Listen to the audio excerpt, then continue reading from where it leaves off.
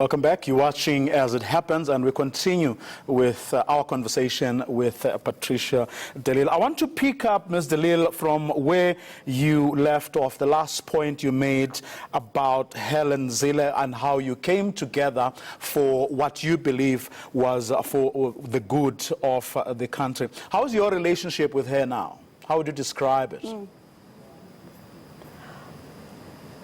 Well, no, I've always, at least we meet at least once a month. We meet about governance issues. We always had a good relationship, and even during this difficult time, I've been speaking to her quite a lot. And during her difficult time, I've also been giving her support. So yes, we are in a very good working relationship.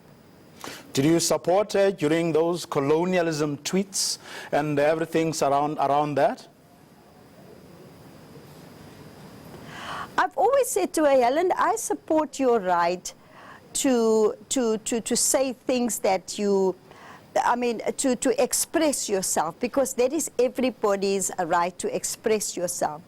But I always say to her, I don't always agree, but we don't need to agree with what Vuyo is saying, what Patricia is saying, to accept their right to express themselves. And yes, we had conversations about it, very long ones, where she had unpacked and she tried to justify and explain to me what she meant, and she wrote many articles about it. And as we all know, she finally did apologize. And I think it's not just any politician that will go out and apologize there. And so, yes, we are working together as the Premier and as the Mayor of the City of Cape Town. We meet on a monthly basis. I mean, as a Pan-Africanist once, and those comments or tweets would have struck a chord with you. They would have either unsettled you or you would have been fine with it. There would have been no middle ground, so to speak. What did you think of the comments and the tweets that she made at a personal level, with all the 40 years of struggle background that you have behind you? Well, no, I made it clear that I certainly did not agree with that. But it didn't stop us from debating it, from discussing it. Because we have that kind of relationship where we've debated many issues, many difficult issues. Now, Mmusi Maimane, how's your relationship with him? And I'm saying this also against the backdrop of, you and I had an interview not too long ago where you said you had spoken to him, but at the time he was supposed to come back to you. Did you ever speak? And what does he think of what is going on right now? Well, I've not had a conversation with him personally for quite some time now.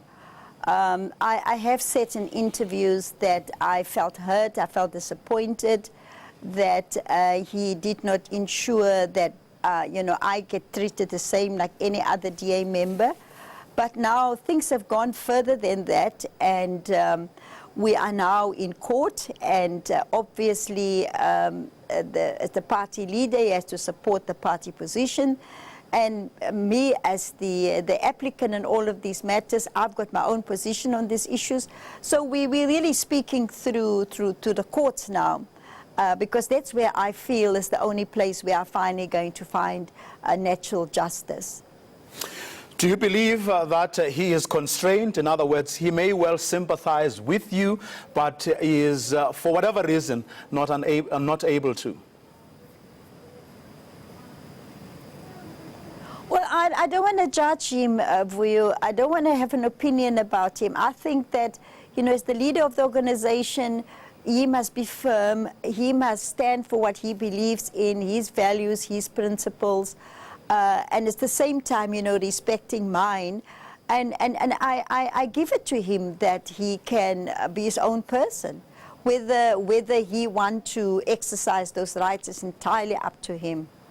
Well, there was the white privilege comments that he made a few days ago, about a week ago or so. There was, of course, also at the conference of the DA here in Gauteng, all that stuff that a lot of people, a lot of members of the DA were unhappy about, and then there is now your episode.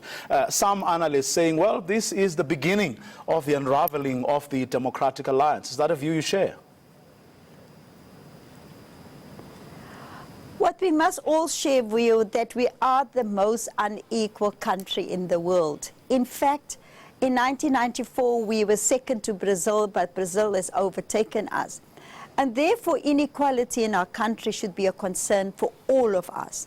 Because the freedoms that we are enjoying today and the struggle against apartheid was just not that sort of few people can taste the fruit of our democracy. We all have to work harder. And it is true that, you know, poverty in South African context, in terms of percentage, and if you look at 70 to 80% of black people, colored people, constitute the most of the poor people, then you have to recognize it. So I agree with his statement that we need to first acknowledge, before you can find a solution, you first have to acknowledge that this is the problem. And then you move from that premise and say, okay, white privilege, unemployment, inequality, mostly amongst people of color, and therefore how do you then design a solution that can take our country forward? Lastly, before I let you go, whether at the end of the day, whether you manage to clear your name or not, you will eventually have to find yourself a home, because I don't think you are welcomed in the DA anymore. What's it going to be? ANC, EFF, resurrecting the ID, going back to the PAC? Well, when I am ready to make a decision about my future, I need to design my future. I cannot at this stage do so with this cloud hanging over me. I have to clear my name. And as usual, I will take South Africans in my confidence. Once I get to make that decision, what do I want to do with my life? I still have got a lot of energy left. I would like to serve my country in any capacity, and I would still like to contribute to making sure that the values and the principles and what we fought for in the struggle of South Africa becomes a reality for many more people in our democracy. So I'm ready for challenges, but I will decide that once I've been able to clear my name, and I will tell South Africans and take them in my confidence what I will do with the rest of my life. Patricia de Lille, thank you very much for talking to us this evening. Thank you, Vuyo.